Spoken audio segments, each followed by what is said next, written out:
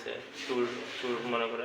Plus কতগুলি খবর পাওয়া মাত্র আমরা গেছি, আর গিয়ে দেখি এটা অলরেডি তারা পাবলিকে মারা রাখছে।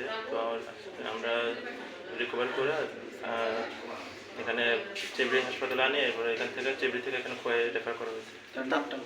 নামটা আমরা কালেক্ট করতেছি। তাদের বাড়ি কোন জায়গায়? বাড়ি প্রাথমিক যেটা ইনকোয়ারি করে পাইছি, এটা তারা 3 জনের বাড়ি আগরতলা এয়ারপোর্টে, টিএসএ আন্ডারে পড়ে। তারা কি কোনো গাড়ি নিয়েছিল? একটা গাড়ি আসবে।